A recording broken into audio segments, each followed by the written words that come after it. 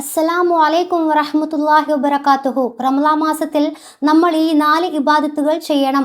റമളാൻ മാസത്തിൽ നമ്മൾ ഏത് ഇബാദത്ത് ചെയ്താലാണ് അല്ലാഹു തആലക്ക് കൂടുതൽ ഇഷ്ടപ്പെടുക, നമ്മൾ ഈ അവസാന നിമിഷത്തെ എങ്ങനെ ഖൈറാക്കാൻ പറ്റുമെന്ന് സ്വഹാബികൾ മുത്തുനബി സല്ലല്ലാഹു അലൈഹി വസല്ലമയോട് ചോദിച്ചപ്പോൾ മുത്തുനബി സല്ലല്ലാഹു അലൈഹി വസല്ലമ തങ്ങൾ പറഞ്ഞത് ഇപ്രകാരമാണ്. സ്വഹാബിമാർ മുത്തുനബി സല്ലല്ലാഹു അലൈഹി വസല്ലമയോട് ചോദിച്ചു, എന്ത് അമലാണ് റസൂലേ നമ്മൾ ചെയ്യേണ്ടത് എന്ന്. അപ്പോൾ മുത്തുനബി സല്ലല്ലാഹു അലൈഹി വസല്ലമ തങ്ങൾ പറഞ്ഞു, ഈ 4 അമലുകളാണ് നിങ്ങൾ ചെയ്യേണ്ടത്. ആ 4 അമലുകൾ ഞാൻ ഇന്ന് നിങ്ങൾക്ക് പറഞ്ഞു തരാം. വ്യക്തമായ ഹദീസുകളിൽ വന്ന കാര്യമാണ്. ഈ 4 കാര്യങ്ങൾ നിങ്ങൾ റമളാൻ മാസത്തിൽ ചെയ്യുക. ഇതിൽ 2 കാര്യങ്ങൾ അല്ലാഹു സുബ്ഹാനഹു വ തആലയെ തൃപ്തിപ്പെടുത്തുവാനുള്ള കാര്യങ്ങളാണ്. ബാക്കി 2 കാര്യങ്ങളിൽ നമുക്ക് നിസ്വാർത്ഥരാകാൻ സാധിക്കുകയില്ല. കാരണം അത് രണ്ടും നമുക്ക് ലഭിക്കേണ്ടതാണ്. തീർച്ചയായിട്ടും നമ്മൾക്കത് ലഭിക്കണം. ആദ്യത്തെ കാര്യത്തിൽ നിങ്ങൾ അല്ലാഹു സുബ്ഹാനഹു വ തആലയെ തൃപ്തിപ്പെടുത്തുക. നിങ്ങൾ ധാരാളം കലിമ ചൊല്ലുക. നടക്കുമ്പോഴും ഇരിക്കുമ്പോഴുമെല്ലാം ലാ ഇലാഹ ഇല്ലല്ലാഹു മുഹമ്മദുർ റസൂലുള്ളാഹ് എന്ന് ധാരാളമായിട്ട് ചൊല്ലിക്കൊണ്ടേയിരിക്കുക ഈ അവസാന നിമിഷത്തിൽ. പിന്നെ രണ്ടാമത്തെ കാര്യം അസ്തഗ്ഫിറുല്ലാഹ് എന്നത് ധാരാളമായിട്ട് ചൊല്ലുക. എന്തൊരു ജോലിയാണെങ്കിലും, അടുക്കളയിലാണെങ്കിലും, ഓഫീസിലാണെങ്കിലും, നടക്കുമ്പോഴും ഇരിക്കുമ്പോഴുമെല്ലാം അസ്തഗ്ഫിറുല്ലാഹ് എന്നത് ധാരാളമായിട്ട് ചൊല്ലുക. ഇനി ഏറി വന്നാൽ 1ഓ 2ഓ അല്ലാഹു സുബ്ഹാനഹു വ തആല നമുക്ക് 30ഉം തികച്ച് റമളാൻ ലഭിക്കുമാറാകട്ടെ. ആമീൻ. അത്രയും വിരലിലെണ്ണാവുന്ന ദിവസങ്ങളേ ഉള്ളൂ. ആ ദിവസങ്ങളിൽ മുഴുവനായിട്ട് നമ്മൾ അസ്തഗ്ഫിറുല്ലാഹ് എന്നത് ദീർഘമായിട്ട് ചൊല്ലുവാൻ വേണ്ടിയിട്ട് ശ്രമിക്കുക.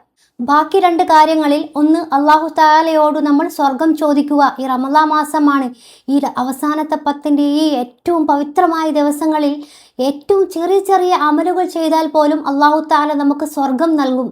അതുകൊണ്ട് നമ്മൾ ഇരിക്കുമ്പോഴും ഉറങ്ങുമ്പോഴും എല്ലാം അല്ലാഹു തആലയോട് അല്ലാഹുവേ ഞങ്ങൾക്ക് സ്വർഗം നൽകണമേ, സ്വർഗം നൽകണമേ എന്നിങ്ങനെ ചോദിച്ചു കൊണ്ടേയിരിക്കുക.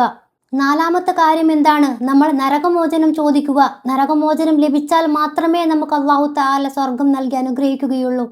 നമുക്ക് സ്വർഗം അത്യാവശ്യമുള്ള കാര്യമാണ്. നരകമോചനവും നമുക്ക് അതിലും ഏറെ അത്യാവശ്യമുള്ള കാര്യമാണ്. അപ്പോൾ എപ്പോഴും അല്ലാഹുമ്മ അജിർനി മിനന്നാർ എന്ന നരകമോചനം ചോദിച്ചു കൊണ്ടേയിരിക്കുക. നരകത്തെ തൊട്ടുള്ള കാവലും നമുക്ക് അത്യാവശ്യമാണ്, സ്വർഗവും നമുക്ക് അത്യാവശ്യമാണ്. ഇനി വിരലിൽ എണ്ണാവുന്ന ദിവസങ്ങളേ ഉള്ളൂ. അല്ലാഹുമ്മ അജിർനി മിനന്നാർ, അല്ലാഹുവേ ഞങ്ങളെ നീ നരകത്തെ തൊട്ട് കാത്ത് രക്ഷിക്കണമേ തമ്പുരാനെ, ഞങ്ങൾക്ക് നീ സ്വർഗം നൽകി അനുഗ്രഹിക്കണമേ തമ്പുരാനെ. അപ്പോൾ നമ്മൾ ഈ ലൈലത്തുൽ ഖദറിൽ ധാരാളമായിട്ട് ഇബാദത്ത് ചെയ്യുക. ധാരാളമായിട്ട് നരകമോചനവും സ്വർഗത്തിലേക്കുള്ള പാതയും അല്ലാഹു തആലയോട് ചോദിക്കുക. ഈ ലൈലത്തുൽ ഖദറിൻ്റെ ദിവസങ്ങൾ നമ്മൾ പ്രാർത്ഥിച്ചു കഴിഞ്ഞാൽ അത് 1000 മാസത്തേക്കാൾ പുണ്യമാണ്. 1000 മാസത്തേക്കാൾ പുണ്യമാണെന്ന് പറഞ്ഞു കഴിഞ്ഞാൽ ഒരു ദിവസം ലൈലത്തുൽ ഖദറിൻ്റെ അന്ന് ദുആ ചെയ്താൽ 83 വർഷം നമ്മൾ ഇബാദത്ത് ചെയ്തതിൻ്റെ നന്മ നമ്മളൊന്ന് ചിന്തിച്ച് നോക്കൂ. ഒരു മനുഷ്യൻ്റെ ശരാശരി ആയുസ് എത്രയാണ്?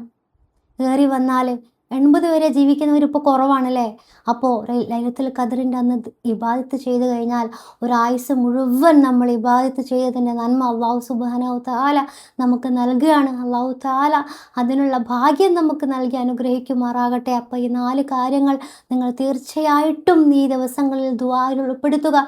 നിങ്ങളുടെ ദുആയിൽ എന്നെയും ഉൾപ്പെടുത്തുക. ഇൻഷാ അല്ലാഹ് അടുത്ത നല്ലൊരു വീഡിയോ ആയിട്ട് വരുന്നവരെല്ലാവരോടും അസ്സലാമു അലൈക്കും വറഹ്മത്തുള്ളാഹി വബറകാതുഹു.